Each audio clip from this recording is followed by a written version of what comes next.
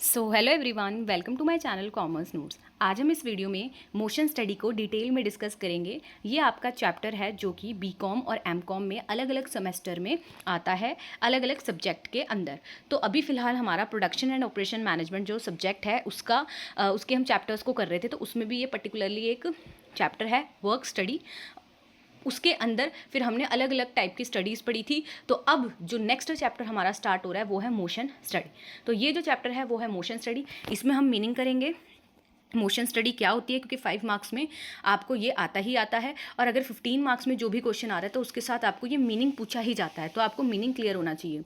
तो ये क्या है, सबसे पहले हमने देखना है कि होता क्या है मोशन स्टडी। देन हम एक एग्जाम्पल देखेंगे मोशन स्टडी का, फिर हम एडवांटेजेस देखने वाले हैं, देन डिसएडवांटेजेस देखेंगे, उसके बाद हम टाइप्स देखेंगे मोशन स्टडी के।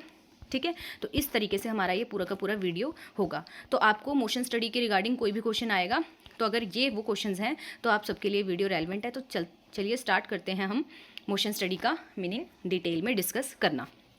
तो बेसिकली मोशन स्टडी ना एक टेक्निक है। क्या है ये? एक टेक्निक है। तो मोशन स्टडी एक सिस्टमैटिक टेक्निक है जिसे यूज़ किया जाता है किसके द्वारा? जो भी मोशन स्टडी कर रहा है वो इसमें क्या करता है, एनालाइज करता है एंड इवैल्यूएट करता है। क्या करेगा? एनालाइज करेगा, इवैल्यूएट करेगा। किस चीज़ को वो एनालाइज और इवैल्यूएट कर रहा है? मूवमेंट्स को। ठीक है, जो भी एक टास्क को, ऑपरेशन को करने में आप कर रहे हो, जैसे फॉर एग्जांपल अगर आपको कोई टास्क परफॉर्म करना है या कोई ऑपरेशन करना है, तो उस दौरान आप बहुत सारे मूवमेंट्स को क्या करोगे? परफॉर्म करोगे। तो वो सारे मूवमेंट्स को एनालाइज करना, उन सब को इवैल्यूएट करना, ठीक है, जिसकी मदद से आप करते हो वही क्या होती है? Motion study. तो इसके अंदर बेसिकली एक टेक्निक है जिसमें आप एनालाइज कर रहे हो, इवैल्यूएट कर रहे हो मूवमेंट्स को, एक टास्क को परफॉर्म करने के लिए जो भी मूवमेंट्स आपने की हैं। इसका प्राइमरी गोल यही होता है ना मोशन स्टडी का, कि भाई हमें ना आइडेंटिफाई करना है कि क्या एक टास्क को अगर आप परफॉर्म कर रहे हो तो क्या मोस्ट एफिशिएंट वे से कर रहे हो। ठीक है, आपके पास मतलब आप कोई भी काम कर रहे हो तो आपके उसमें ना कम से कम मोशन होने चाहिए, सो दैट आपकी प्रोडक्टिविटी भी बनी रहे, काम भी जल्दी हो और जो वेस्टेज है वो भी ना हो। तो यहाँ यही लिखा है कि जो प्राइमरी गोल है मोशन स्टडी का वो यही है कि आपको आइडेंटिफाई करना है मोस्ट एफिशिएंट और इफेक्टिव मेथड एक टास्क या एक ऑपरेशन को परफॉर्म करने का। कैसे करते हो आप इस चीज़ को? पहले आप ऑब्जर्व करोगे, फिर उस चीज़ को रिकॉर्ड करोगे, फिर उसको एनालाइज करोगे, जो भी फिजिकल मूवमेंट्स आप कर रहे हो, ठीक है, जो भी एक इंडिविजुअल या एक वर्कर कर रहा है उन सब को देखना है। फिजिकल मूवमेंट्स कौन कौन से कर रहा है वो उसको ऑब्जर्व करेंगे, रिकॉर्ड करेंगे, और उसके बाद क्या करना है, हमने उसको एनालाइज करना है।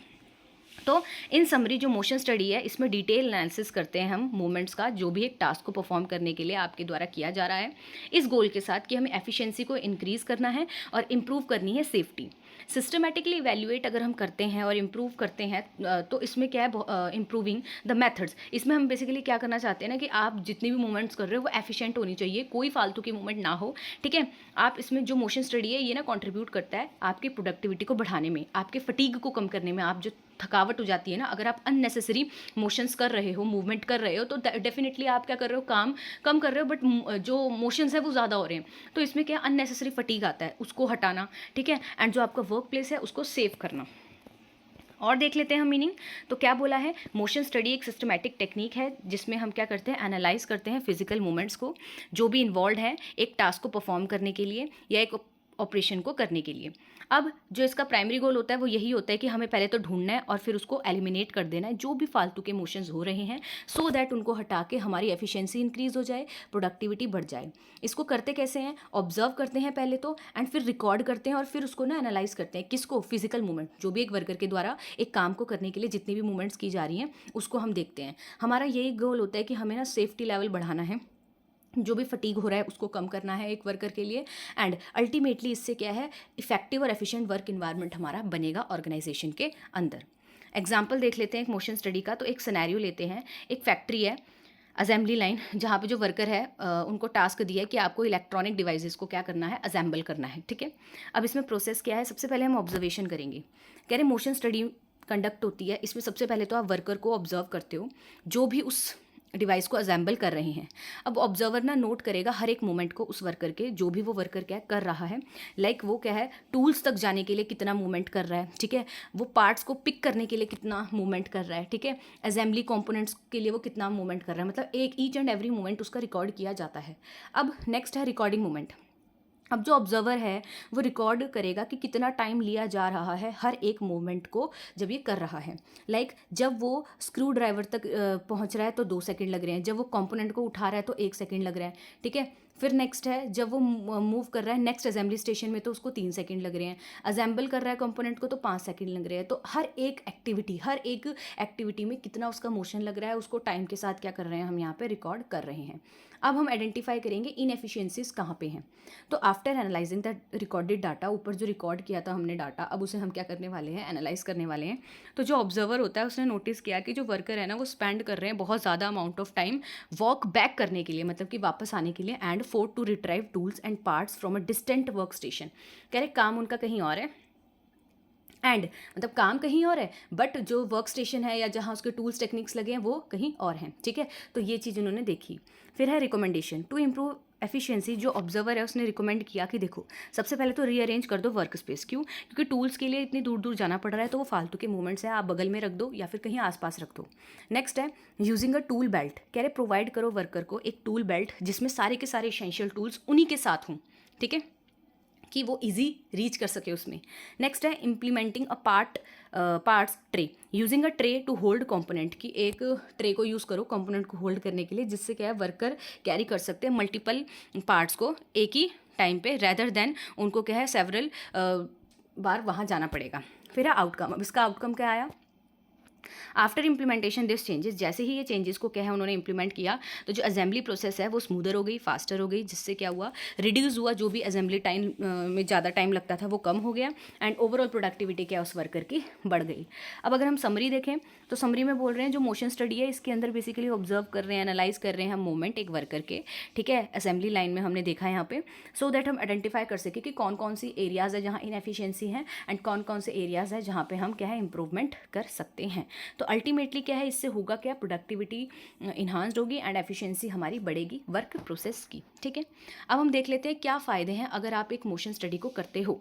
तो एडवांटेजेस क्या है? तो सबसे पहले देखो अभी ऊपर एग्जाम्पल ही पढ़ा हमने तो उसमें क्या हुआ था, आपकी एफिशिएंसी बढ़ गई थी क्योंकि फटीग हट रहा है, अननेसेसरी मूवमेंट्स हट रहे हैं, तो एफिशिएंसी काम करने की क्षमता क्या, एबिलिटी क्या आपकी ज़्यादा होगी, ठीक है। फिर है इन्हांस्ड प्रोडक्टिविटी। तो प्रोडक्टिविटी भी आपकी बढ़ने वाली है, हाइयर आउटपुट लेवल क्या है इसका मतलब इससे आएगा। Improved safety. मोशन स्टडी ना आइडेंटिफाई करता है कि कोई रिस्की मूवमेंट्स तो नहीं हो रहे हैं एक वर्क प्लेस पे जो कि इंजरी भी कर सकते हैं, तो उसको देखते हैं और फिर क्या है नेसेसरी प्रोटेक्शन वहाँ पे दी जाती है। नेक्स्ट है रिड्यूस फटीग। हम इसमें क्या करना चाह रहे हैं, कहीं ना कहीं फटीग को रिड्यूस करना चाह रहे हैं कि जो अननेसेसरी मूवमेंट्स है जो यूजलेस है जिससे कोई आउटपुट ही जनरेट नहीं हो रहा तो फिर वो फालतू का क्यों होना, उससे तो फालतू की फटीग हो रही है। फिर है स्टैंडर्डाइजेशन ऑफ बेस्ट प्रैक्टिस। कह रहे अगर एक बार हमें बेस्ट मूवमेंट पता लग गई कि हाँ भाई इस काम को करने की ये बेस्ट मूवमेंट होती है तो फिर उसको ना एप्लीकेबल टू ऑल कर दिया जाता है, उसको एक स्टैंडर्डाइज्ड मूवमेंट बोल दिया जाता है। फिर है इन्हांस्ड ट्रेनिंग। मोशन स्टडी हमें बहुत सारी इन्फॉर्मेशन देती है जिससे फिर आगे हम उसके अकॉर्डिंग ट्रेनिंग प्रोग्राम बना सकते हैं, सो दैट जो भी नए हायर्स आएंगे उन्हें हम क्या है बता दें कि भाई इतनी इतनी मूवमेंट आपकी होनी चाहिए, ऐसा ऐसा ये टाइम लगता है इस काम को परफॉर्म करने का। नेक्स्ट है cost reduction. Efficiency and productivity आपकी जब बढ़ रही है तो इससे ऑपरेशनल कॉस्ट होती है जो वो कम होती है, ठीक है।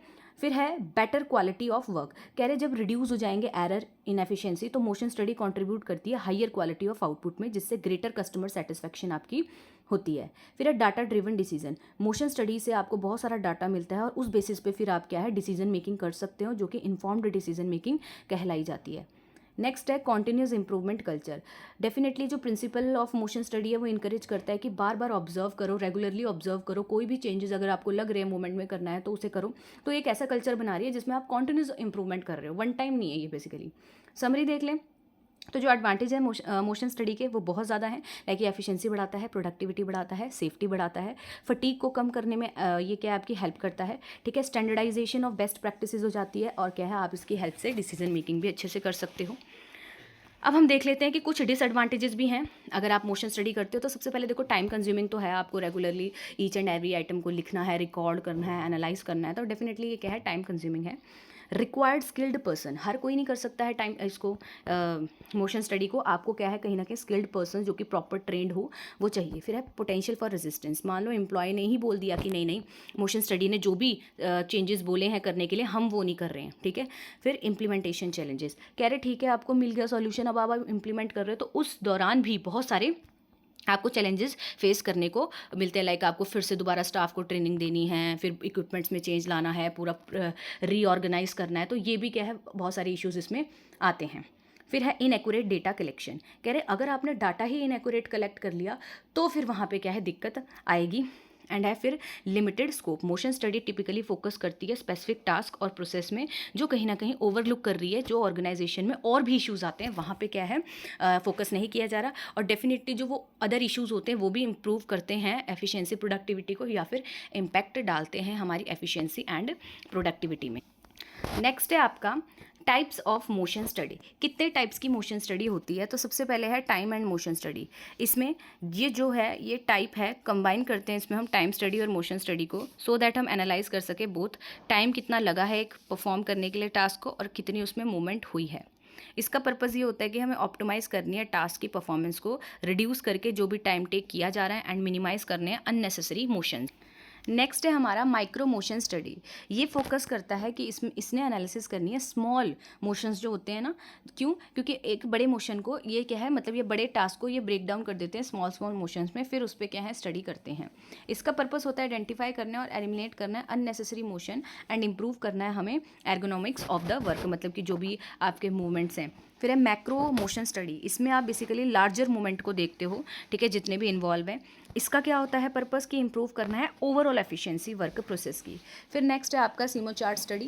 तो इसमें क्या होता है, ये टेक्निक है जिसे क्या है यूज़ किया जाता है। इसमें एक बेसिकली विजुअलाइज रिप्रेजेंटेशन करते हो आप साइमल्टेनियस मोशंस के एक वर्कर के, एंड कितना टाइम लिया जा रहा है हर एक एक्शन को करने के लिए। इसमें कंबाइन किया जाता है वर्कर के मोशन को एंड ऑपरेशन जो भी परफॉर्म कर रहे हैं वो।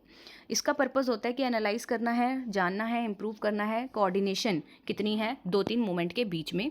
नेक्स्ट है आपका मोशन पिक्चर एनालिसिस। इसके अंदर हम रिकॉर्ड करते हैं टास्क को यूज़ करके, वीडियो कैमराज एनालिसिस करते हैं फुटेज को, ठीक है। फिर पर्पस क्या है, विजुअलाइज देखेंगे ना, इसमें हम मल्टीपल टाइम भी देख सकते हैं उसको बार बार चला के, ठीक है, सो दैट हमें आइडेंटिफाई हो जाए इनएफिशिएंसीज कहाँ कहाँ पे है, एरिया ऑफ इंप्रूवमेंट कहाँ कहाँ पे है। नेक्स्ट है वर्क सैम्पलिंग। ये टेक्निक है जिसमें ऑब्जर्व करते हो, रिकॉर्ड करते हो आप एक्टिविटीज़ वर्क की रैंडम इंटरवल में, सो दैट आपको पता लग जाए कि कितना टाइम स्पेंड किया जा रहा है वेरियस टास्क में। नेक्स्ट है आपका, अब हम समरी देख लेते हैं। तो समरी क्या है, जो टाइप ऑफ मोशन स्टडी है इसके अंदर टाइम एंड मोशन स्टडी आ जाता है, माइक्रो मोशन स्टडी आ जाता है, मैक्रो मोशन स्टडी आ जाता है। इन सब को क्या है, अगर मतलब इनके थ्रू अगर हम क्या है देखेंगे तो हमें क्या है और अच्छे तरीके से पता लगेगा, और हम क्या है अपनी मोशन स्टडी डिटेल में कर सकते हैं। तो ये थी हमारी आज की वीडियो, जिसमें हमने क्या है कुछ जो टॉपिक्स आपको मीनिंग के साथ पूछ लिए जाते हैं, लाइक टाइप्स पूछ लिया जाता है, एडवांटेजेस पूछ लिए जाते हैं, तो वो सारे हमने कर लिए हैं। तो होप आपको पसंद आया हो। अगर वीडियो पसंद आई हो तो लाइक कर देना, चैनल पर नए हो तो सब्सक्राइब भी कर देना, एंड इस वीडियो को ज़्यादा से ज़्यादा शेयर भी कर देना। चैनल पे आप विजिट कर सकते हो, वहाँ पे अलग अलग सेमेस्टर्स के हमने previous year based question answers chapter wise subject wise किए हैं, तो आप वहाँ से देख सकते हो। मिलते हैं नेक्स्ट वीडियो में इसी सब्जेक्ट से रिलेटेड और इंपॉर्टेंट चैप्टर्स के साथ। तब तक के लिए thank you for watching this video.